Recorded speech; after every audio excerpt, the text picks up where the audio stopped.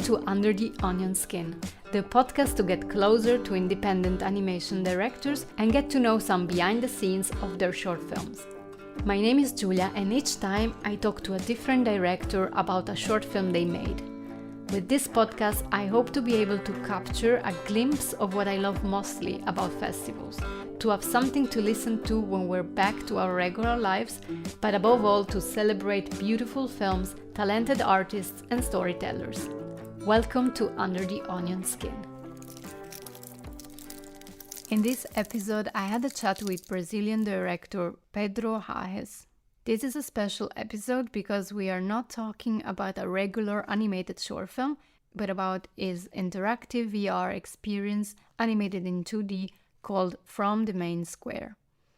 I had the chance to first meet Pedro in Animateca in Ljubljana in 2022, but finally managed to experience From the Main Square and to talk to him in Annecy in June 2023.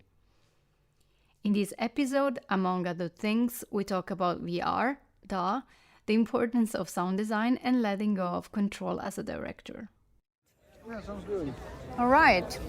And I think you are the first VR person and so far the only. Okay. Yeah. And I mean, nothing wrong with that, actually. That's very cool.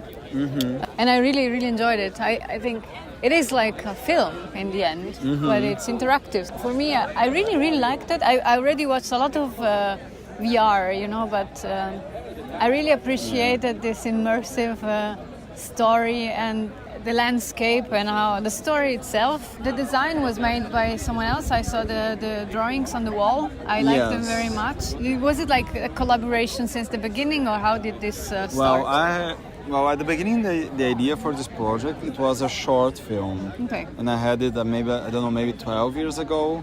And then there was a moment that I invited Daniel, he's also from Porto Alegre, to collaborate on the project. Because although I'm an animation director, I'm not an illustrator myself. So I'm always inviting different illustrators and different animators to collaborate on the projects with me.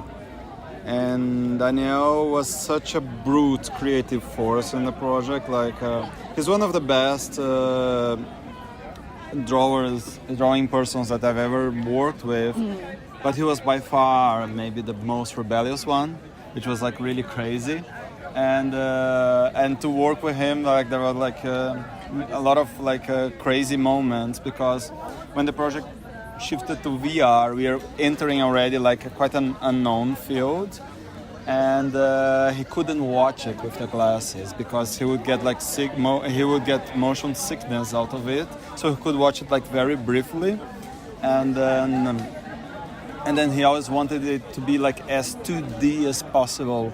And I was kind of okay, man, I still don't know how to do it like this and this kind of thing.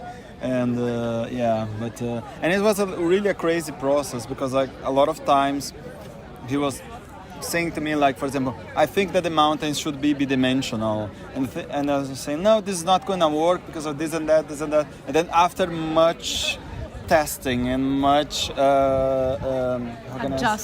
adjusting, we found a solution that the 2D mountains were working and things like that. I actually really like the 2D flat look of those layers. It's like a theater, how do you call them? Theater, a cardboard theater. Cardboard layers of the theater. Yeah, that was a little bit the idea, that at the beginning, Daniel wanted it to be a single illustration, but it has parallax inside it, it changed the perspective. So we worked with this idea of being a cardboard theater, and to put the layers inside, and also with this concept that things should change when you're not looking, so that as you turn around, you're actually peddling the story. That was actually my next question. Is it it made on purpose so that you never see the change, but you're supposed to turn, and every time you turn, you miss something? Yeah, it's not actually that you're missing. The thing is that some changes, in terms of animation, there would be too much work for you to do, and they were not that important for the meaning of the story. For example, it's not that important for you to see every guy building every building that you see around, but it's important for you to notice that after a certain while they are there. And this is part of the shift, that you have. And we always wanted like this feeling that whenever I was watching 360-degree films, I felt utterly unsatisfied with the fact that you had kind of like one focus on the scene, like one thing that was going on, and now the rest was kind of like a dead zone. Boring, yeah. Yeah, and then this kind of like a freedom that you have, that either to look at something or to miss out. And I felt like, okay, this is not so cool. And I wanted to make something that whenever you'll be looking into a direction, there will be like new stuff for you to see, and you'll be actually activating them with your eyes, so that you don't have to look at the thing in the right time to catch an action. Actually, the action is waiting for you to look, and sometimes waiting for you to click. Yeah, if we also want with the vibration and yeah, some sounds. Exactly. Yeah, sound in VR is so different and so important, because like to work with VR is to embrace like freedom and the fact that you won't control a lot of aspects of the production. Like first of all, like you don't control kind of like you don't master the language, the VR language in itself, because it's just something too new for anybody to master. You know, like like people are developing the syntax of VR by each piece that they're doing right now. Yeah. And this for animators and animation directors is kind of hard, because we're really into control. You know, we are control freaks. You want to frame, to frame things and put like every detail in a place. And then in VR, people just look wherever they want to. And sometimes you can like put sounds, and you can put some stuff on the one side. And you can really, guide. Yeah, we can guide, but sometimes people just deviate because they can. And then you have to embrace this. And then at the moment also that you're doing something that is not actually a film, that you do something in a game engine. You're doing actually live render. So your project is being rendered on the fly, and as people are looking there around, they are creating an input that's going to be used for the animations to come. And this like requires a lot of testing, because you're kind of like in the middle ground between video games and film. And some things that you expect to be working a certain way just don't, because people simply misbehave. People simply don't do, and then you have to give up on a lot of your. You have to kill your babies all the time in a much more brutal way than you do with a film, because sometimes you say, oh, it would be so nice, it will work this way, and then people, they just do something else. Yeah. And then, yeah. I mean, it's also the fun of it, I think. Yeah. You cannot control it. It's radically more experimental than doing film. And in this sense, it's kind of like an interesting adventure, especially for, I don't know, like animators that they want to give up a little bit control as an artist, you know, like, because that's also like a and process. Actually, I wanted to ask, it's a question that connects to what you were saying, so the VR structure and the story, because you mentioned, you know, that you turn so you don't see what happens, and the moment you go back to that place, something new is built. Yeah. I thought that was not just a practical need because of the animation, but also because the story is about humans destroying nature, kind of. That it's like you really don't realize how fast it goes, and how you just turn and there is a skyscraper. And especially in Europe, especially in Germany. Like I was living in Berlin for the last 5 years, and for me it was quite shocking, because I come from Brazil. In Brazil, even the skyscrapers, people still use bricks to build it. So it takes quite a while, and you can see guys like in a very artisanal way, like putting every wall together. And then in Berlin, like they just have have already the walls prefabricated, even with the windows, and they just put it. It's like a Tetris, like bam, bam, bam. And then in 1 week you have like a complete new building in a street, and that was that was kind of spooky to me. Was it the part velocity? Of the inspiration? Yes, it was one of the, like, the pace of the story. It's inspired in the Berlin construction pace and gentrification, which is also like one place with the wildest real estate market nowadays. That like the state and a lot of activists are really like creating laws to bring the prices down, because it's quite madness. I'm looking for a place in Berlin from from January onwards, just for you to have an idea. Yeah.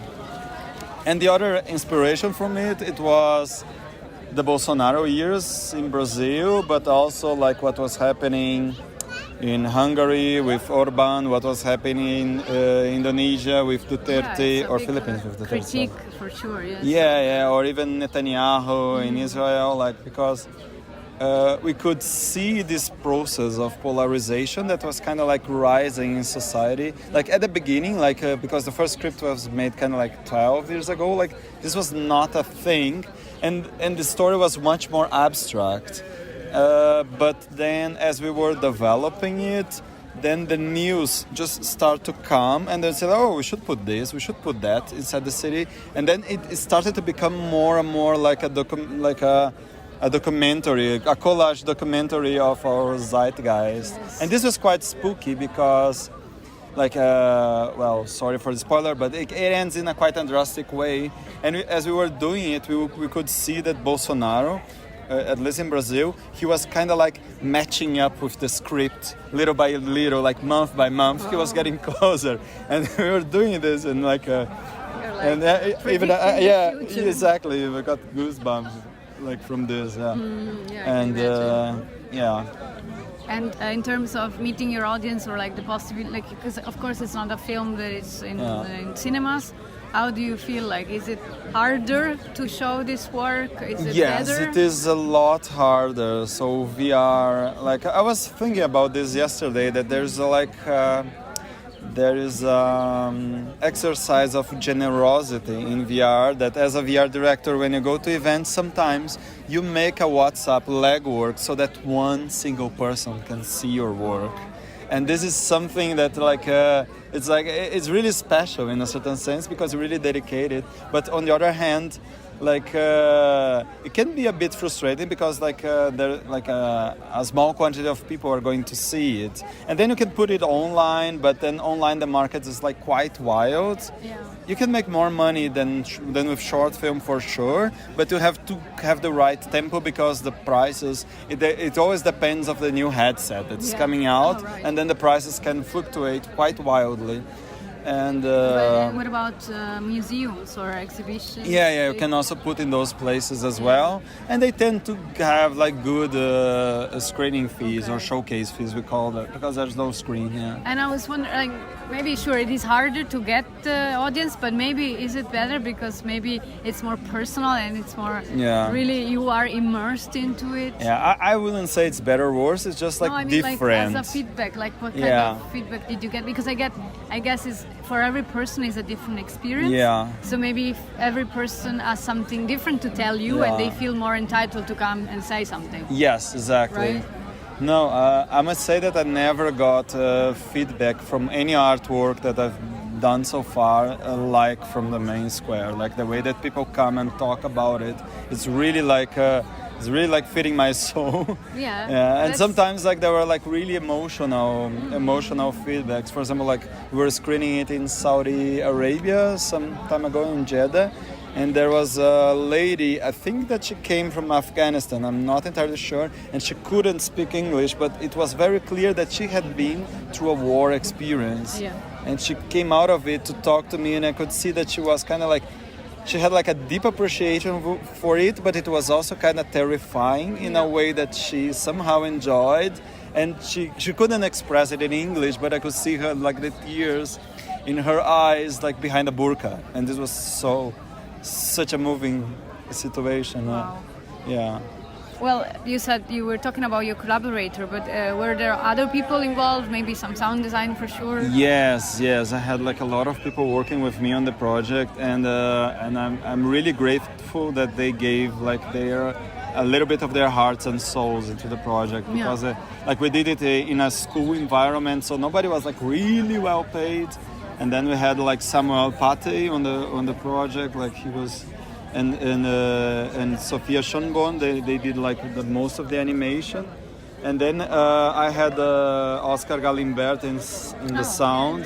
Yeah, he's Italian, and he was just a beast, you know. He was a lion. Like he did like the amount of sound. Like I was talking to some game designers. They say like, oh, the quantity of audio sources that you have, we normally put this in like a 2 hours and a half game, and you have it in 20 minutes, so it's like kind of really compact. Yeah, of course. Yeah. You have so many different things going on. And he did like so much from the project, like from recording to doing the mix. The mix is really tricky because like the mix of I can imagine. And I noticed it's really well made. Like I could watch the bike going by and I was like, yes, the sound comes exactly from there. Yeah, because you have spatial audio, but you also have like this idea of like the cocktail effect that like when we are talking here and here there's a lot of people around, but as we focus on each other, our brains kind of like detach the sounds that our mouths are emitting from the rest. And hopefully also the microphone. And the microphone, exactly. And in VR, like you cannot really do this with the headphones, so you have like to be kind of like trying to emulate this effect that you can see like, okay, there's a guy whipping the floor. Okay, so when you look at him, like it should have the sound, but when you look away, it should fade out, I don't know, in 3 seconds, so that you don't listen to him when he's kind of like behind you. But on the other hand, if somebody's gonna shoot someone else, okay, this one you need to listen. So and then you turn. So you had like many tiny like design decisions, and it's really interesting because like the first mix is more important than the last mix, because the first mix is where you define kind of like this big formula that is gonna be like what each sound is going to behave, and the rest is just like fine tuning. And that's fascinating. Yes. and that's a lot more work than doing like a short film. Like in terms of audio. Wow! No, thank you. It's very good, I think, to have a VR experience in this collection. So thank you, and thank you also to take the time in this very overwhelming festival. No, it's my pleasure. It's totally my pleasure. I appreciate very much. I always have a final question: if you like onions. Yes, I do like onions, and I eat lots of them. And recently I ate something that was kind of like cheese with like onions in conserve inside. Which festival was that? I cannot remember, but it was very, very good. And I was always thinking like... The onion was inside the cheese? Yes, like small onions. And if you think about from the main square, it has kind of like these layers of onions that you have like some things that happen like really close to you. That's so true. And some things that happen more like in the back. So it's kind of like an onion It's full of thing. layers of things happening. And I hope that this is also an inspiration for other animators to make their own VR onions. You inspired me to do it for sure. I mean, I always wanted to do it, and I want to get more into this VR. Cool. It's like a theater thing, you know. Yeah. Lovely. It's quite fascinating. Thank you. Thank you. I hope you enjoyed this chat we had between Annecy picnics in the park, and hope you'll have the chance to experience Pedro's work. You can get in touch with him and check his website at pedroharres.net. It's PedroHarres.net. Or find him on Instagram. As usual, you'll find all the info and links in the show notes. That's a wrap. Thanks for listening, and until next time with another director and a short animated film. Ciao!